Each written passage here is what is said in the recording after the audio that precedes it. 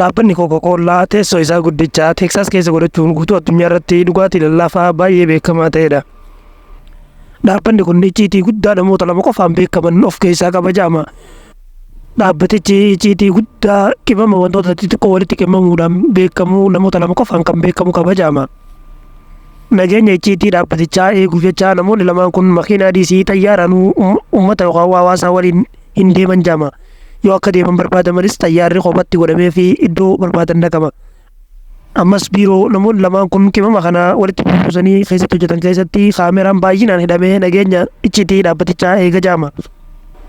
Dhaabbatichi guddina dinagdee isaatiif yaaduu malee qimamni nuti walitti goonu kun fayyaa namaa irratti dhiibbaa ni geessisa jedhanii waan yaadaniif hin fakkaatu.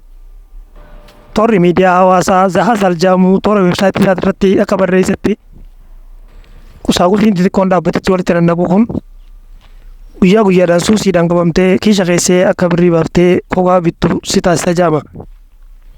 Kunis fedha namootaatiin alaa kiisa namaa saamuu keessatti ramadama jedhama. Kana malees miidhaalee xixiqqoo keessoo qaama namaa irratti geessuun isaa hin hafu.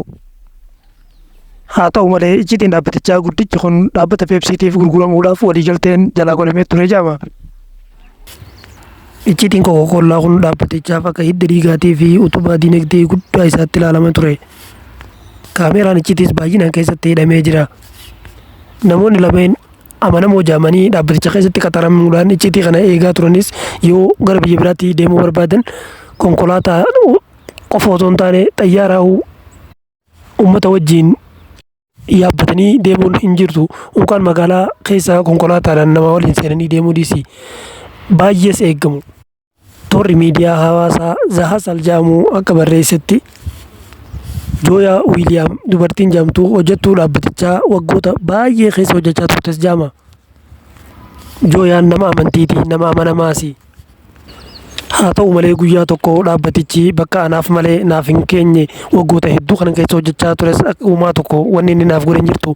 Kanaafuu icciitii isaa kan hin beeku kana jalaa baaseetiin dhaabbata Peepsiitiif gurgure jechuudhaan kanas yoon godhee karaa qaxxaamuraatiin birriidhaan walitti bahuu hin danda'a jettee yaaddee isa kanas kophaa koo gochuu hin danda'u.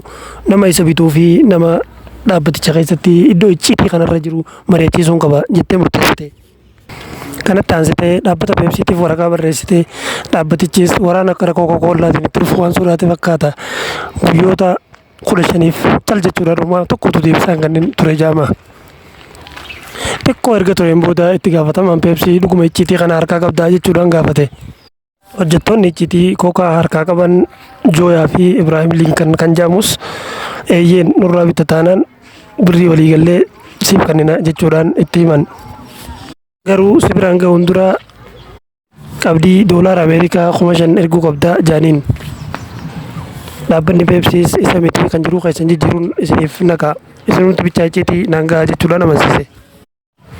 Jooyaa fi Ibraahim Linkan dabalatee hojjettoonni Coca keessa hojjetan nama 3 ta'uudhaan doolaara Ameerikaa 75,000 nuuf ergii jedhaniin dhaabbata Coca-tiin dhaabbata Peepsiitiin jechuudha. Itti fufuunis icciitii Coca kan hafe yoo jiraate hordofuutti seenan. Dhaabbanni Peepsiis birrii walii galamee akkaawuntii irratti erga galchaniifiin booda birrii guddaa doolaara Ameerikaa miiliyoona takka ga'u isiniif kennina. Kanaafuu icciiticha guyyaa beellamaatti guyyaa 15 booda nu harkaan gahaa jechuudhaan amansiisan. Kanaan booda itti gaafatamaan Peepsii gara dhaabbata Coca-Colaatti dawwaluudhaaf moobaayila ol baafate. Hattootaan qopheessitanii jecha gara biraatiin immoo Coca hooyi. Icciitiin kee dabarfamee anaaf naa gurguramuuf deema jecha dhaabbata Coca-Colaatti hima. Dhuguma hundeen isaanii tokko fakkaata. Dhaabbanni Cocaas icciiticha wanta itti himame icciitiidhaan qabachuudhaan gara warra nageenyaatti dawwala. Guyyaa beellamaattis hundi isaaniitu akka wal argan waliif galan. Warri hattootaa kanan hubanne. Naamuna qabatanii waan birrii itti fudhatan bursaa qabatanii gara hoteelichaatti imalan. Warri nageenyaas ragaa waliin harkachuun dirqama waan ta'eef suuta janii icciitiin qabachuudhaan gara hoteelichaatti deeman. Hattootas harkatti qaban. Hattoonnis gara mana hidhaatti galan. Dhumarratti gaazexeessitoonni akkas jedhanii itti gaafatamaa dhaabbata Peepsii gaafatan. Wal dorgommii gabaati. gabaa irratti dhaabbanni kookaa isin caalaa jira. Kanaafuu maaliif osoo hin fayyadamtu jechuudhaan gaafatan. Pepsikoonis dhuguma Kookaa-Kollaan nu caala. Haa ta'u malee icciitii isaa kana hannaan fudhachuun barbaadu. Anis dhaabbata kiyya kan hojjetu akkuma isaatti lammiilee birooti. Kanaafuu anis waan na eeggatu hin qabu jechuudhaan deebisaaf. Har'aaf xumureen jira. Guyyoota itti aanutti qophii birootiin hanga walitti deebinutti nagaan turaa horaa bulaa.